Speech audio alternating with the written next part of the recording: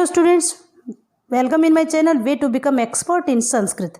आइए आज की इस वीडियो में हम लेसन नंबर 12 यानी द्वादशः पाठ इसका अध्ययन करते हैं। देखिए इस पाठ में हमारे पर्यावरण की सुरक्षा के बारे में बताया गया है कि हमें किस प्रकार से अपने आसपास के वातावरण को शुद्ध और स्वच्छ रखना चाहिए। हम आमतौर पर अपने घर को तो साफ सुथरा रखते हैं, लेकिन कचरा अपने घर से निकाल करके बाहर डाल देते हैं। नदियों को प्रदूषित कर रहे हैं, पेड़ों को अधिक से अधिक कटाई कर रहे हैं। उससे क्या हो रहा है, हमारा वातावरण प्रदूषित हो रहा है और हमारे चारों ओर जो है वो की वायु जो है वो प्रदूषित हो रही है और इस कारण से हमारा दैनिक जीवन बहुत अधिक जो है वे नष्ट हो रहा है। ठीक है, इसके बारे में इस पाठ में बताया गया है और इसमें संवादात्मक ढंग से, यानी यह पाठ संवादात्मक है जिसमें संवाद है, मीन्स जो तीन व्यक्ति आपस में बातचीत कर रहे हैं और इस बातचीत के माध्यम से हमें पर्यावरण की सुरक्षा के बारे में समझाया गया है। ठीक है, क्योंकि जब तक हम पर्यावरण की सुरक्षा पर ध्यान नहीं देंगे तब तक हमारी धरती हरी भरी होकर के हमें उसी प्रकार से आनंद प्रदान नहीं करेगी जिस प्रकार से प्राचीन काल में यानी युगों युगों से करती हुई आई है। क्योंकि हमारे द्वारा किए गए प्लास्टिक का प्रयोग जो है हमारी भूमि की उपजाऊपन को, हमारे लोगों के जीवन को, दूसरे प्राणियों के जीवन को नष्ट करता हुआ जा रहा है। चलिए लेसन का अध्ययन शुरू करते हैं। ग्रीष्म ऋतु, ग्रीष्म प्लस ऋतु, इसका संधि विच्छेद करेंगे तो क्या लिखेंगे, ग्रीष्म प्लस ऋतु मीन्स गर्मी की ऋतु है। साय काले मीन्स शाम के समय पर, गर्मी की ऋतु में अर्थात गर्मी के मौसम में शाम के समय पर। विद्युत प्लस अभावे, इसका संधि विच्छेद करेंगे तो क्या लिखेंगे, विद्युत प्लस अभावे, बिजली के अभाव में। प्रचंड उष्मणा, इसका भी संधि विच्छेद करेंगे तो क्या लिखेंगे, प्रचंड प्लस उष्मणा। प्रचंड मीन्स तेज, उष्मणा मीन्स गर्मी से, पीड़ित मीन्स पीड़ित, वैभव मीन्स वैभव नाम का व्यक्ति, गृहात घर से, निष्क्रामति मीन्स बाहर निकलता है। गर्मी के मौसम में शाम के समय बिजली के न होने के कारण से, विद्युत अभाव मीन्स बिजली की कमी में या बिजली के अभाव में, प्रचंड उष्मणा पीड़ित, तेज गर्मी से पीड़ित, वैभव घर से बाहर निकलता है। वैभव कहता है अरे परमिंदर मीन्स आश्चर्य के साथ कहता है अरे परमिंदर, अपि त्वम अपि, अरे परमिंदर भी, पहले तो कहते हैं अरे परमिंदर भी, अपि फिर देखो पहले तो ये कहते थे कि अरे परमिंदर भी, त्वम अपि तुम भी, विद्युत प्लस अभावेन मीन्स बिजली के अभाव में या बिजली के अभाव से, पीड़ित मीन्स पीड़ित होकर के, बहि आगत, बहि प्लस आगत, इसका संधि विच्छेद करेंगे तो क्या होगा, बहि प्लस आगत मीन्स बाहर आ गए हो। अरे परमिंदर भी, तुम भी बिजली की कमी से पीड़ित होकर के या बिजली के न होने से परेशान होकर के बाहर आ गए हो। परमिंदर कहता है आ मित्र, हाँ मित्र, एक तरफ प्रचंड आतप कालह, प्रचंड मीन्स तेज, आतप मीन्स गर्मी का, कालह मीन्स समय।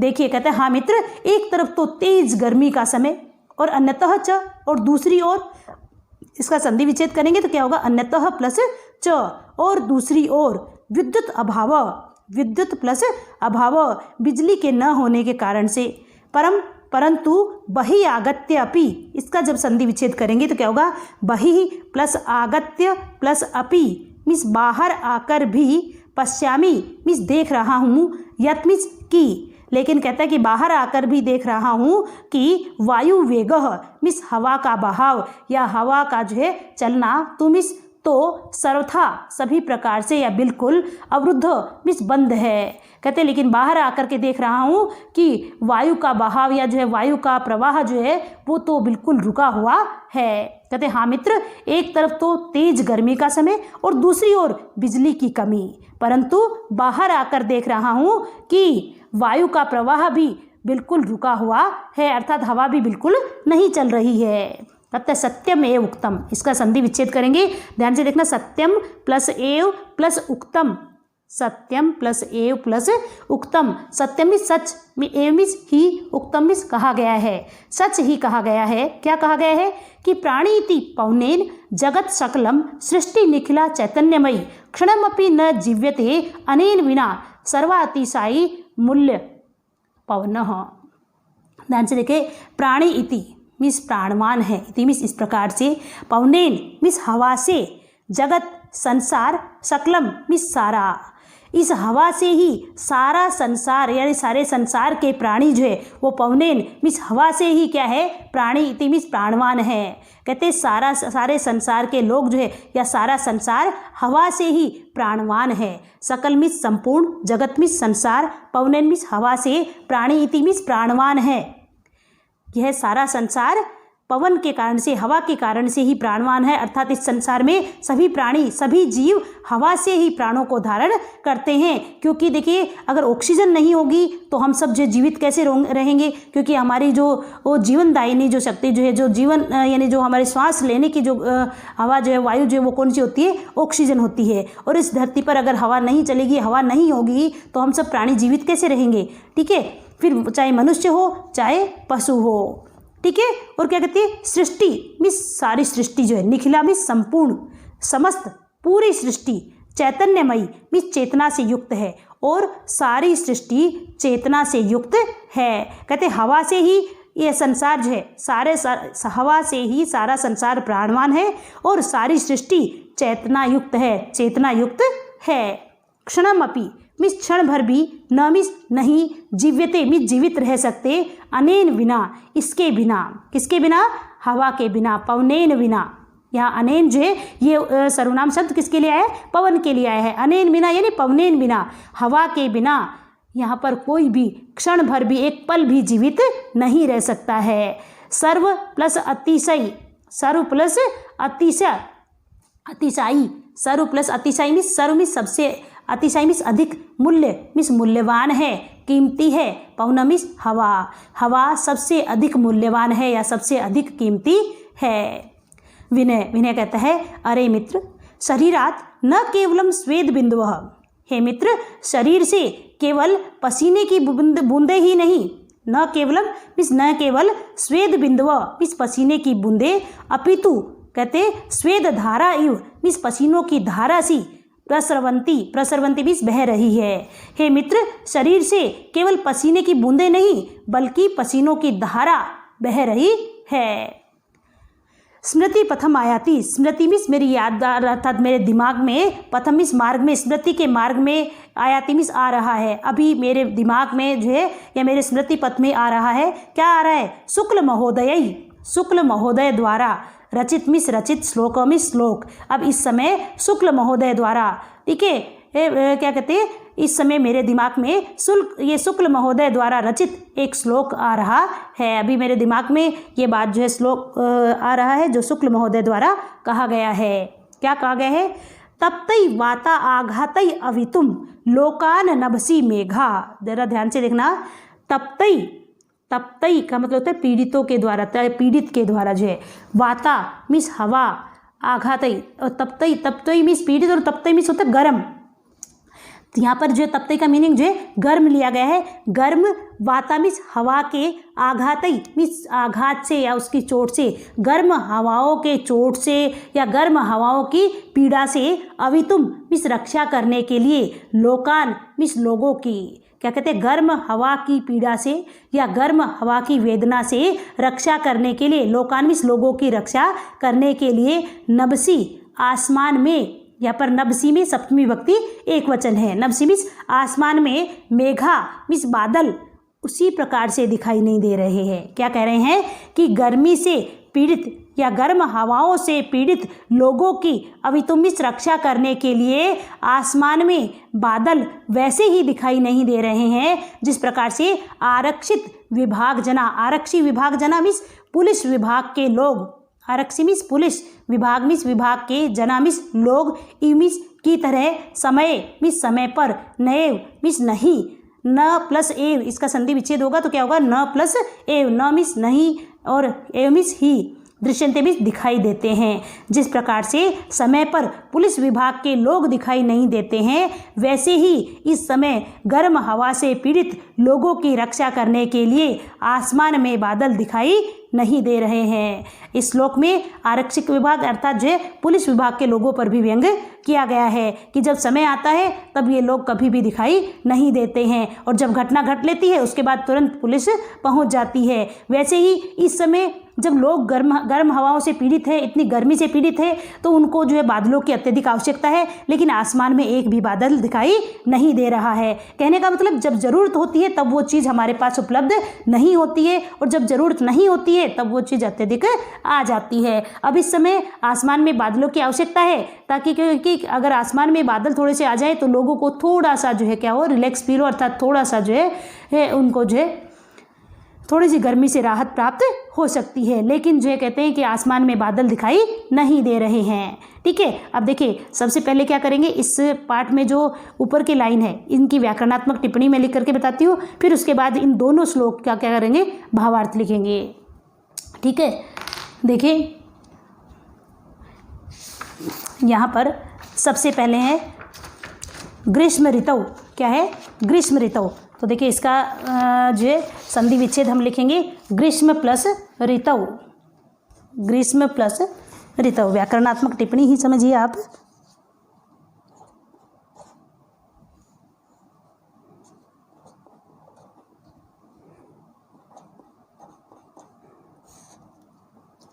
देखिए इसका अलग अलग करेंगे तो क्या होगा, ग्रीष्म प्लस ऋतु। देखिए यहाँ पर जो है प्लस से पहले क्या है, अ या आ है, और प्लस के बाद में देखिए जब प्लस से पहले ई उ रील री होता है तब तो यण संधि होती है। जब प्लस के बाद में क्या ई उ रिया री होता है तो संधि कौन सी होती है हमारी, गुण संधि। कौन सी संधि, गुण संधि। तो यहाँ पर ग्रीष्म प्लस ऋतु संधि कौन सी है, गुण संधि। ठीक है, नेक्स्ट है हमारा विद्युत भावे, विद्युत भावे। देखिए इसका संधि विच्छेद करेंगे तो क्या लिखेंगे, विद्युत प्लस अभावे, विद्युत प्लस अभावे। यहाँ जसत्व संधि है, व्यंजन संधि का भाग है, व्यंजन संधि का भाग है कौन सा, जसत्व संधि, जसत्व संधि।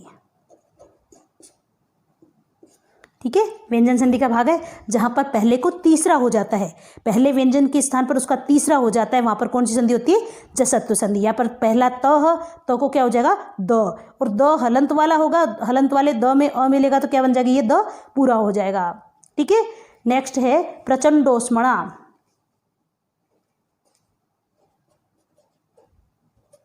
प्रचंडोष्मणा।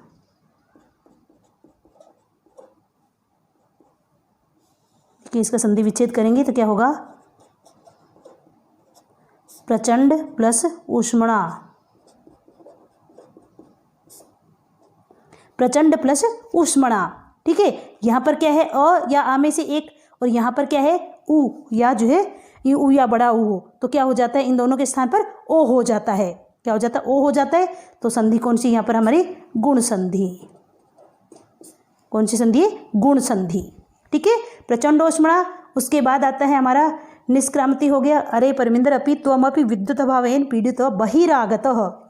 नेक्स्ट है बहिरागत।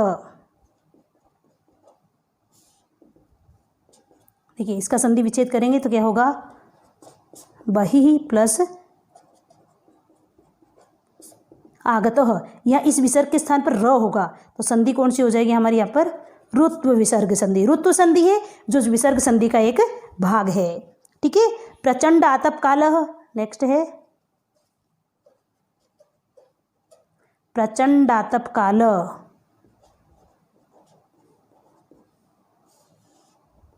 देखिए इसका संधि विच्छेद करेंगे तो क्या होगा, प्रचंड, प्रचंड मीन्स होता बहुत तेज, प्लस आतप कालः, आतप कालः। यहाँ अ प्लस आ इक्वल टू आ हो जाएगा और संधि कौन सी होगी यहाँ पर, दीर्घ संधि। कौन सी संधि है, दीर्घ संधि। ठीक है, बहिरागत्यापि। नेक्स्ट है बहिरागत्यापि। देखिए इसका संधि विच्छेद करेंगे तो क्या लिखेंगे, बहि प्लस आगत्य प्लस अपि, बहि प्लस आगत्य प्लस अपि। यहाँ बहि प्लस आगत्य, इनके बीच में है हमारी रुत्व संधि। कौन सी संधि? रुत्व संधि। और यहाँ है हमारी दीर्घ संधि। कौन सी संधि? दीर्घ संधि। और उसके बाद आगत्य, यहाँ पर भी इसको भी अलग अलग करेंगे। तो देखिए आ उपसर्ग है यहाँ पर, प्लस गम धातु है, प्लस ल्यप प्रत्यय है। आ उपसर्ग गम धातु प्लस ल्यप प्रत्यय, क्योंकि जिसके आगे उपसर्ग और पीछे य होता है। आगे उपसर्ग कौन सा है? आ, और पीछे क्या है? य। तो यहाँ पर कौन सा प्रत्यय होता है? ल्यप प्रत्यय होता है। Clear this? अच्छा चलो अब आगे आता है सत्यमेवोक्तम।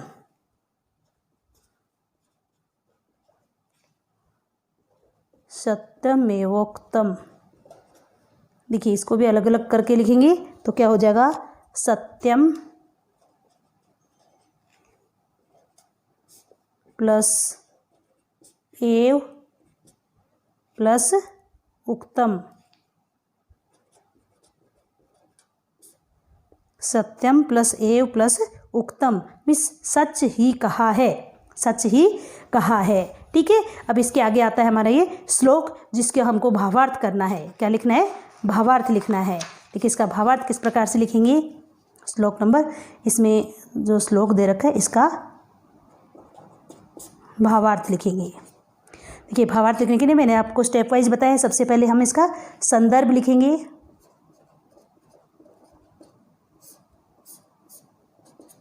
ठीक है, अब संदर्भ लिखेंगे। संदर्भ में क्या लिखेंगे? देखिए सबसे पहले क्या करेंगे?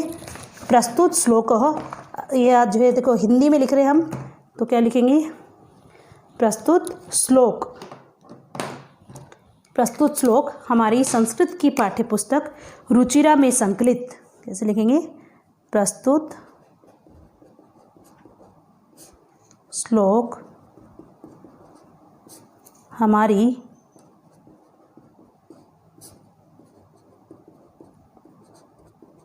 संस्कृत की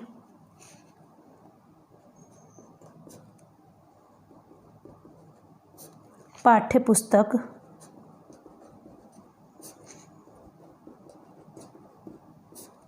रुचिरा में संकलित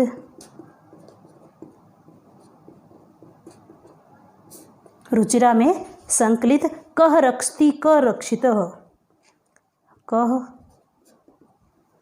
रक्षति कह रक्षित, ये कि पाठ का नाम है। इसके लिए जो इसको अंडरलाइन में लगाएंगे और जो है उसको इन्वर्टेड कॉमा में भी क्लोज करेंगे।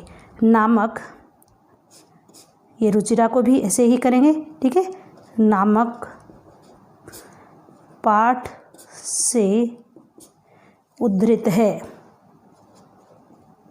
उद्धृत सही ढंग से लिखेंगे, द के नीचे हलंत लगाएंगे, ध के नीचे री, उद्धृत है। अब से देखिए प्रस्तुत श्लोक हमारी संस्कृत की पाठ्यपुस्तक रुचिरा, और भाग 3 भी लिख सकते हो आप, रुचिरा भाग 3, या केवल रुचिरा लिखोगे that will be also correct. Ruchira में संकलित कह रक्षति क रक्षितः, कौन रक्षा करता है और कौन रक्षित होता है। नामक पाठ से उद्धृत अस्ति, ये उद्धृत है, नामक पाठ से उद्धृत है। अब देखिए इसका संदर्भ के बाद हम प्रसंग लिखेंगे।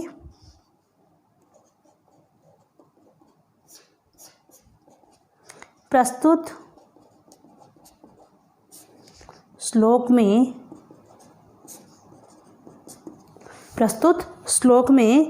परमिंदर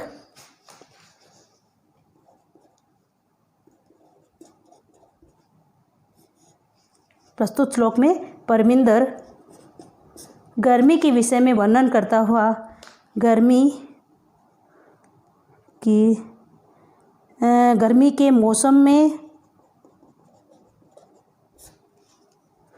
के मौसम का व हवा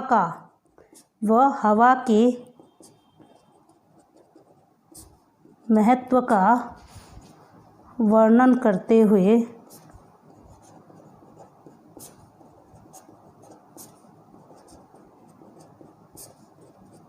कहता है कि, देखियो यहाँ पर वैसे देखो जो तो हवा का ही महत्व मीन्स हवा के महत्व का ही वर्णन ज़्यादा किया गया है, लेकिन गर्मी की समय पर हवा का और ज़्यादा महत्व होता है।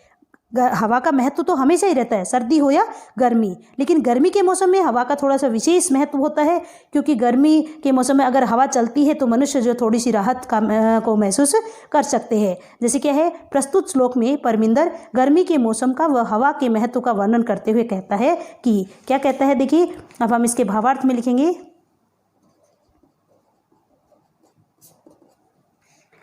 देखिए परमिंदर कहता है,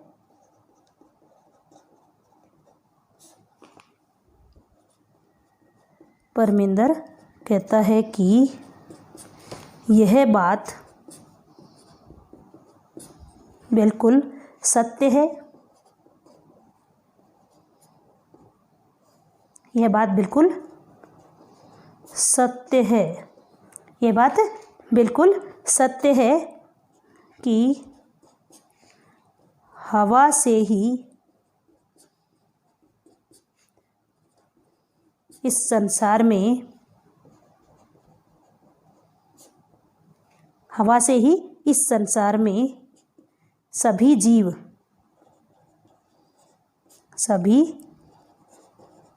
जीव प्राणवान हैं।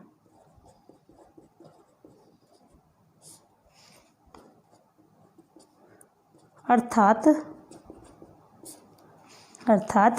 हवा से ही या वायु से ही सभी जीव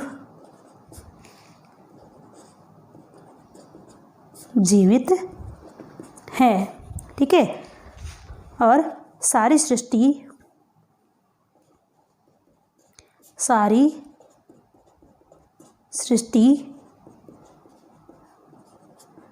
चेतनायुक्त है। हवा के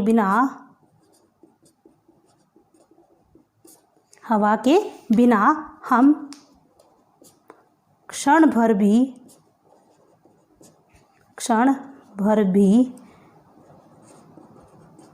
जीवित नहीं रह सकते हैं,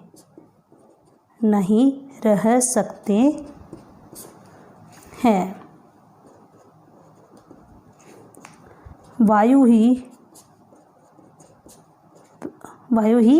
प्राणवान है, वायु ही प्राणवान है। अतः इस संसार में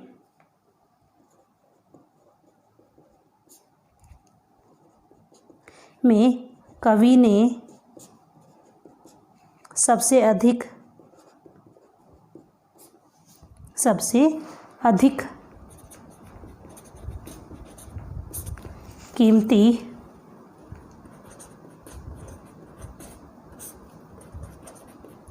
हवा को ही कहा है।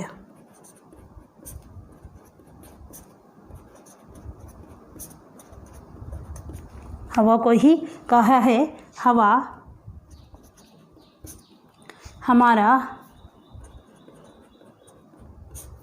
प्राणाधार है।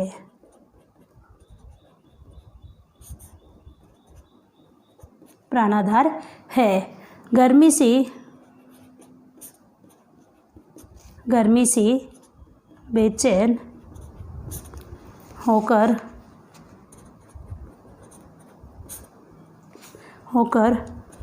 हवा से ही हम राहत महसूस करते हैं, राहत महसूस कर सकते हैं।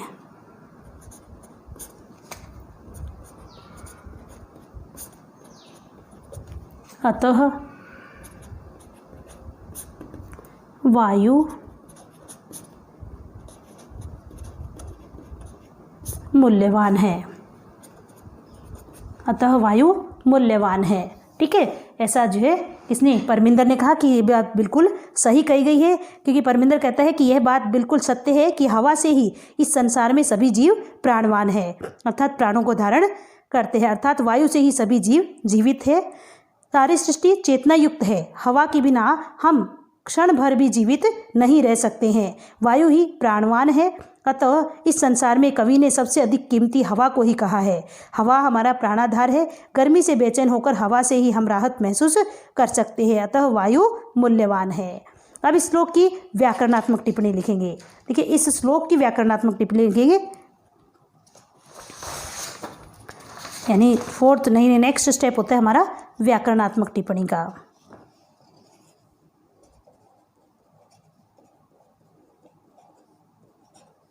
व्याकरणात्मक टिप्पणी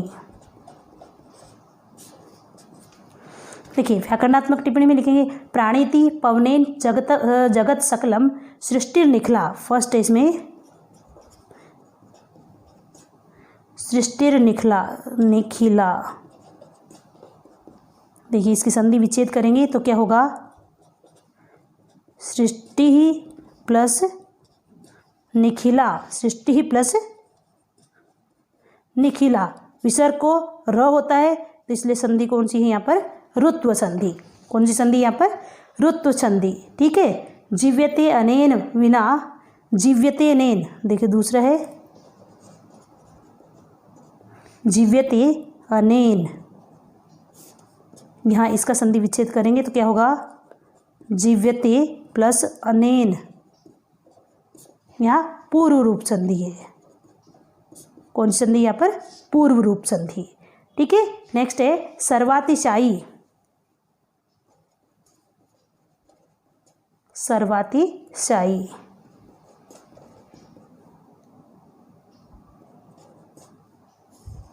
इसका संधि विच्छेद करेंगे तो क्या होगा, सर्व प्लस अतिशायी। सर्व में सबसे, अतिशायी में अधिक। यहाँ अ प्लस अ इक्वल टू आ होगा तो संधि कौन सी होगी यहाँ पर, दीर्घ संधि। कौन सी होगी, दीर्घ संधि। ठीक है, अब जो है क्षणम अपि, यहाँ पर क्षणम प्लस अपि। ठीक है, चेतनामयी, यहाँ पर चेतना प्लस जो है ये चैतन्यमयी। ठीक है, यहाँ पर मयट प्रत्यय का प्रयोग कर सकते हैं हम। पवनेन तृतीय विभक्ति एक वचन, और तृतीय विभक्ति एक वचन में हम और भी लिखेंगे। देखिए यहाँ पर हम हेडिंग ही डाल देंगे तृतीया एक वचनम। तृतीय एक वचन में देखिए अनेन, पवनेन। अनेन में तृतीय एक वचन है, पवनेन में भी तृतीय विभक्ति एक वचन है। ठीक है, तो इनमें जो है तृतीय विभक्ति एक वचन का प्रयोग किया गया है। इसके साथ ही इसका ये भावार्थ हमारा जो है कंप्लीट होता है। नेक्स्ट श्लोक का भावार्थ मैं नेक्स्ट वीडियो में बताऊंगी। तब तक के लिए बाय बाय।